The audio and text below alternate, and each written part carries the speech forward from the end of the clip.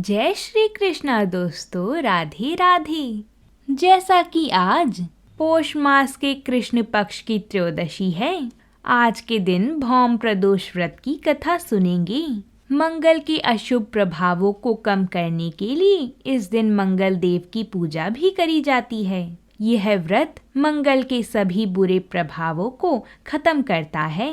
साथ ही यह भी मान्यता है, रोग या कर्ज से मुक्ति पाने के लिए इस दिन हनुमान चालीसा का भी पाठ करना चाहिए। पूरे दिन निराहार रहकर सच्चे मन से व्रत का पालन करने से व्यक्ति के सभी संकट दूर हो जाते हैं। आइए अब हम सभी प्रदोष व्रत की कथा सुनते हैं। प्रेम पूर्वक और भक्ति भाव से इन कथाओं का श्रवण कीजिएगा। यह कथाएं बहुत ही दुर्लभ हैं। जिन पर भी भगवान की कृपा होती है वही लोग इन कथाओं का श्रवण या पाठन कर पाते हैं। आइए अब हम भगवान की कृपा से कथाओं को प्रारंभ करते हैं। बोलिए भगवान शंभू की जय हो। एक नगर में एक बुढ़िया रहती थी। वह मंगल देवता को अपना इष्ट देवता मानकर सदैव मंगल का व्रत रखती और मंगल देव का पूजन किया करती थी। उसका एक ही पुत्र था जो मंगलवार को उत्पन्न हुआ था। इस कारण उसको मंगलिया के नाम से बोला करती थी। मंगल देव के दिन ना तो घर को लीपती थी और ना ही पृथ्वी खोदा करती थी। एक दिन मंगल देवता उसकी श्रद्धा की परीक्षा लेने के लिए उसके घर में साधु रूप बना कर आए और द्वार पर आवाज लगाई। बुढ़िया ने कहा, महाराज क्या आज्ञा है? साधु कहने लगा कि बहुत भूख लगी है, भोजन बनाना है, इसके लिए तू थोड़ी सी पृथ्वी लीप दे तो तेरा पुण्य होगा। यह सुनकर बुढ़िया ने कहा, महाराज आज मंगलवार की व्रती हूँ, इसलिए मैं चौका नहीं लगा सकती। कहो तो जल का छिड़काव कर दूं, उस पर भोजन बना लेना। साधु कहने लगा कि मैं गोबर से लिपे चौक पर खाना बनाता हूँ। बुढ़िया ने कहा, महाराज पृथ्वी लीपने के सिवाय और कोई सेवा हो तो मैं सब कुछ करने को तैयार हूँ। तब साधु ने सोच समझकर कहा कि कुछ भी मैं कहूँ सब तुमको करना पड़ेगा। बुढ़िया कहने लगी कि महाराज पृथ्वी लीपने के अलावा जो भी आज्ञा करेंगे उसका पालन अवश्य करूंगी। बुढ़िया ने ऐसा 3 बार वचन दे दिया। तब साधु कहने लगा कि तू अपने लड़के को बुलाकर औंधा लिटा दे, मैं उसकी पीठ पर भोजन बनाऊंगा। साधु की बात सुनकर बुढ़िया चुप हो गई। तब साधु ने कहा, बुला ले लड़के को, अब सोच विचार क्या करती है। बुढ़िया ने अपने लड़के को बुलाया। मंगलिया मंगलिया यहाँ आ। थोड़ी देर बाद लड़का आ गया। बुढ़िया ने कहा, जा बेटे, तुझको बाबा जी बुलाते हैं। लड़के ने बाबा जी से जाकर पूछा, क्या आज्ञा है महाराज? बाबा जी ने कहा कि जाओ अपनी माता जी को बुला लाओ। माता आ गई तो साधु ने कहा कि तू ही इसको लिटा दे। बुढ़िया ने मंगल देवता का स्मरण करते हुए लड़के को औंधा लिटा दिया और उसकी पीठ पर अंगीठी रख दी। कहने लगी कि अब जो कुछ भी आपको करना है आप कीजिए, मैं जाकर अपना काम करती हूँ। साधु ने लड़के की पीठ पर रखी हुई अंगीठी में आग जलाई और उस पर भोजन बनाया। जब भोजन बन चुका तो साधु ने बुढ़िया से कहा कि अब अपने लड़के को बुलाओ, वह भी आकर भोग ले जाए।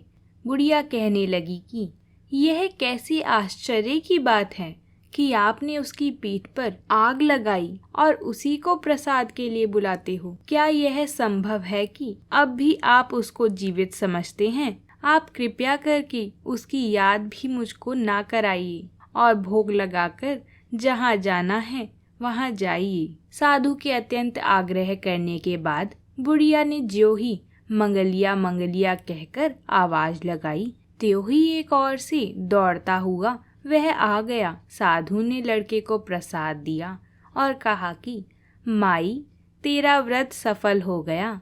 तेरे हृदय में दया और अपने इष्ट देव में अटल श्रद्धा है, इसके कारण तुमको कभी कोई कष्ट नहीं पहुँचेगा। यह मेरा आशीर्वाद है। बोलिए मंगल देवता की जय। अब हम प्रदोष व्रत की दूसरी पौराणिक कथा को सुनेंगे, तो ध्यान पूर्वक और भक्ति भाव से इस कथा का श्रवण करें। प्राचीन काल में एक बहुत ही गरीब विधवा ब्राह्मणी रहती थी। जीवन यापन करने के लिए वह विधवा ब्राह्मणी अपने पुत्र को साथ लेकर सुबह सुबह भिक्षा लेने के लिए जाया करती थी और शाम होने पर अपने घर वापस आती थी।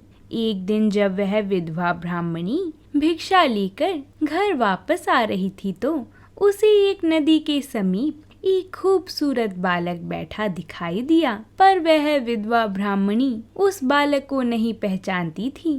वह बालक विदर्भ देश का राजकुमार धर्मगुप्त था।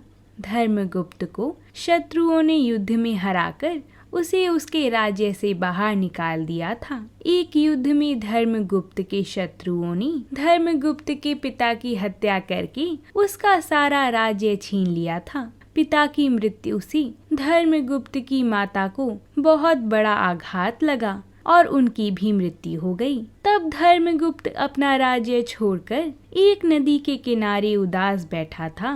ब्राह्मणी को उस बालक पर दया आ गई और वह धर्मगुप्त को अपने घर ले गई और उसका पालन पोषण करने लगी। विधवा ब्राह्मणी धर्मगुप्त से अपने पुत्र के समान ही प्रेम किया करती थी। राजकुमार धर्मगुप्त भी उस विधवा ब्राह्मणी के साथ रहकर खुश थे। कुछ समय के बाद वह विधवा ब्राह्मणी दोनों बालकों के साथ मंदिर में दर्शन करने के लिए गई। मंदिर में उन्हें ऋषि शांडिल्य मिले। ऋषि शांडिल्य एक बहुत ही महान ऋषि थे जिन्हें सभी कोई मानते थे। जब ऋषि शांडिल्य ने धर्मगुप्त को देखा तो तब उन्होंने विधवा ब्राह्मणी को बताया कि यह बालक विदर्भ देश के राजा का पुत्र धर्मगुप्त है।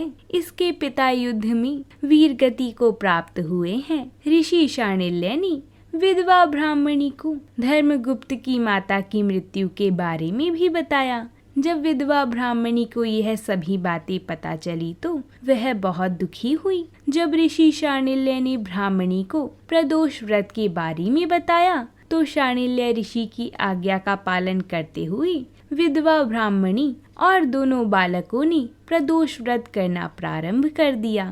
तीनों ऋषि शांडिल्य द्वारा बताए गए नियमों का पालन करते हुए व्रत करने लगे, पर उन्हें व्रत के फल के बारे में कोई जानकारी नहीं थी। कुछ समय व्यतीत होने के बाद एक दिन राजा के बेटे की अनुपस्थिति में ब्राह्मणी का बेटा शुचिव्रत स्नान करने नदी किनारे चला गया और वहां जल क्रीड़ा करने लगा।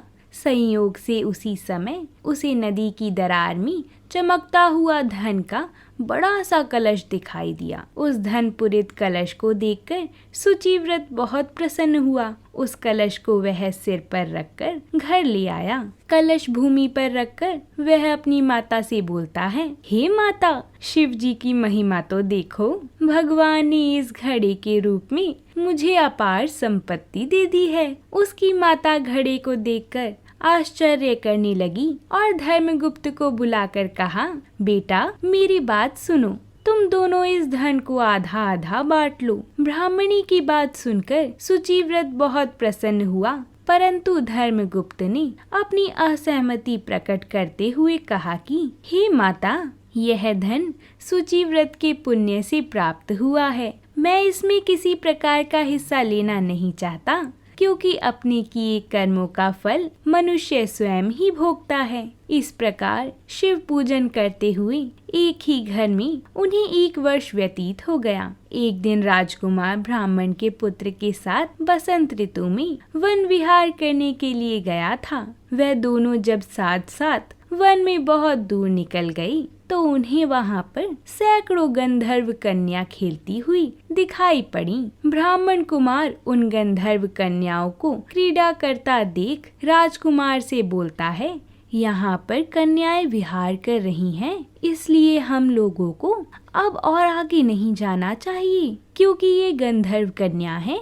तो शीघ्र ही मनुष्य के मन को मोहित कर लेती हैं, इसलिए मैं तो इन कन्याओं से दूर ही रहूंगा। परंतु राजकुमार उसकी बात अनसुनी कर कन्याओं के विहार स्थल में अकेला ही चला जाता है। उन सभी गंधर्व कन्याओं में प्रधान सुंदरी उस समय आए हुए राजकुमार को देखकर मन ही मन में विचार करने लगी कि यह राजकुमार कौन है। उस राजकुमार के साथ बातचीत करने के उद्देश्य से सुंदरी ने अपनी सखियों से कहा, सखियों, तुम लोग निकट के वन में जाकर अशोक, चंपक, मोलसीरी आदि के ताजे फूल तोड़कर लाओ, तब तक मैं तुम्हारी प्रतीक्षा यहीं करूंगी। उस गंधर्व कुमारी की बात सुनकर सभी सखियां वहां से चली गईं। सखियों के जाने के बाद वह गंधर्व कन्या राजकुमार को स्थिर दृष्टि से देखने लगी। धर्मगुप्त गंधर्व कन्या अंशुमति की ओर आकर्षित हो गए और उससे बात करने लगे। बात करते करते गंधर्व कन्या और राजकुमार दोनों को एक दूसरे से प्रेम हो गया। तब धर्मगुप्त अंशुमति से विवाह करने के लिए उसके पिता से मिलने गए। जब अंशुमति के पिता को यह पता चला कि यह बालक विदर्भ देश का राजकुमार है, तो उन्होंने भगवान शिव की आज्ञा का पालन करते हुए अपनी अंशुमति का विवाह धर्मगुप्त से करा दिया। अंशुमति से विवाह होने के बाद राजकुमार धर्मगुप्त की किस्मत के सितारे वापस पलटने लगे।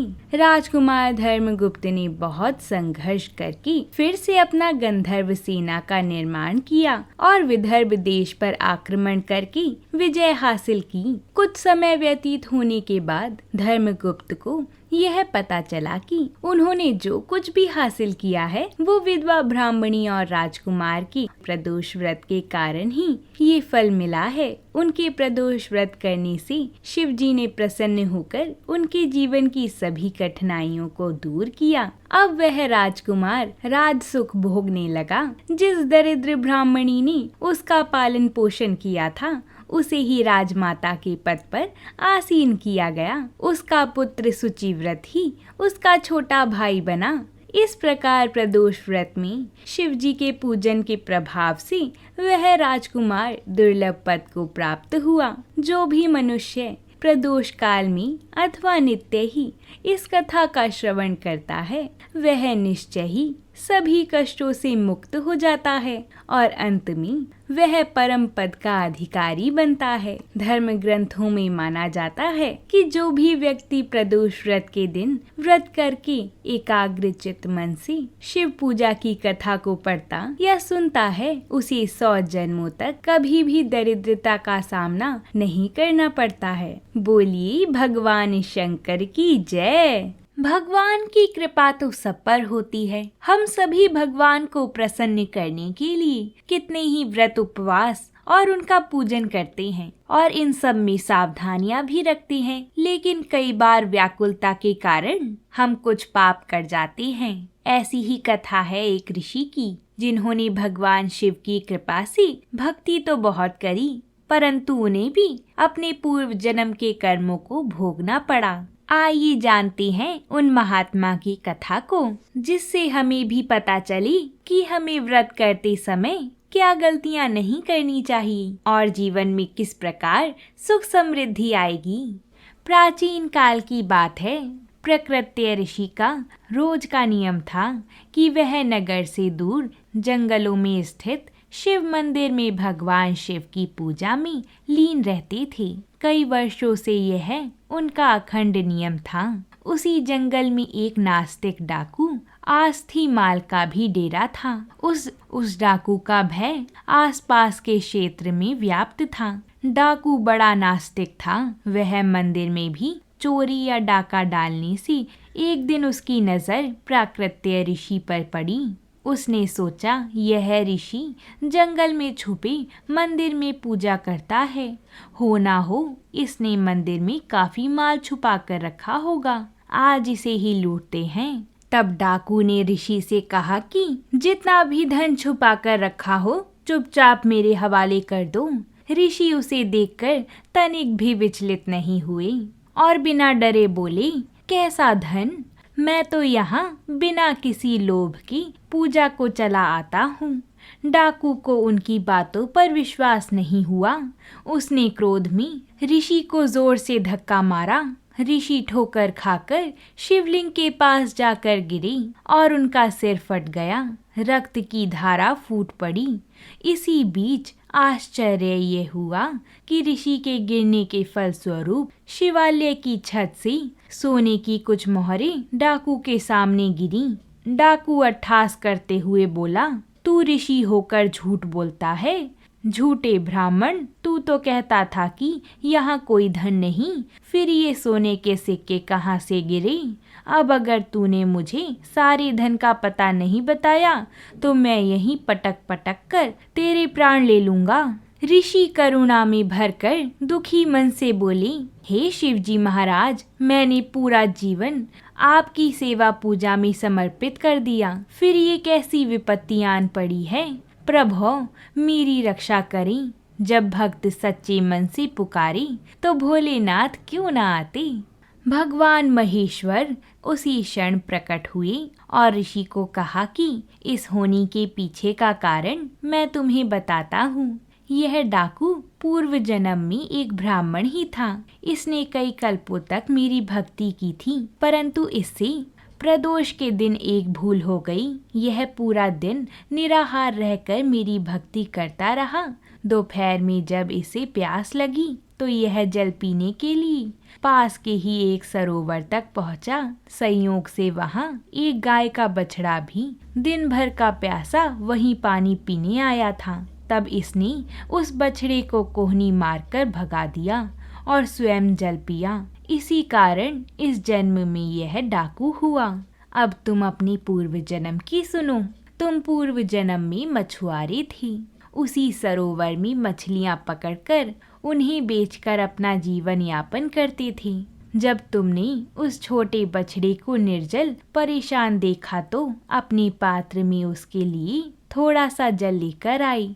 उस पुण्य के कारण तुम्हें यह कुल प्राप्त हुआ। पिछले जन्म के पुण्यों के कारण इसका आज राज तिलक होने वाला था, पर इसने इस जन्म में डाकू होते हुए ना जाने कितने निरपराध लोगों को मारा है और देवालयों में चोरियां की हैं। इस कारण इसके पुण्य सीमित हो गए और इसे सिर्फ ये कुछ मुद्राएं मिल पाई हैं। तुमने पिछले जन्म में अनगिनत मत्स्यों का आखेट किया, जिसके कारण आज का दिन तुम्हारी मृत्यु के लिए तय था, पर इस जन्म में तुम्हारे संचित पुण्यों के कारण तुम्हें मृत्यु स्पर्श नहीं कर पाई और सिर्फ यह घाव देकर लौट गई है। ऐसा कहकर भगवान शंकर जी अंतर्ध्यान हो गए और ब्राह्मण भगवान की सेवा में वहीं रहने लगा। बोलिए शंकर भगवान की जय हो। कथा समाप्त होने के बाद क्या करना चाहिए? प्रभु का नाम लेना चाहिए। इसलिए कमेंट बॉक्स में हर हर महादेव जरूर लिखिएगा, जिससे हमें भी पता चली कि कितने लोग हमारी कथाएं सुनते हैं और प्रभु को याद करते हैं। प्रभु को याद करते हुए और भक्ति भाव से कमेंट में हर हर महादेव जरूर लिखिएगा, जिससे आपका और हमारा दिन भी शुभ बीते। और वीडियो अच्छी लगी हो तो वीडियो को एक लाइक और हमारे चैनल को सब्सक्राइब जरूर करिएगा, जिससे प्रभु की कृपा सदा हम पर और हमारे परिवार पर बनी रहे। सुख और दुख तो आते जाते रहते हैं, पर प्रभु की कृपा हमेशा बनी रहनी चाहिए। प्रेम से बोलिए जय।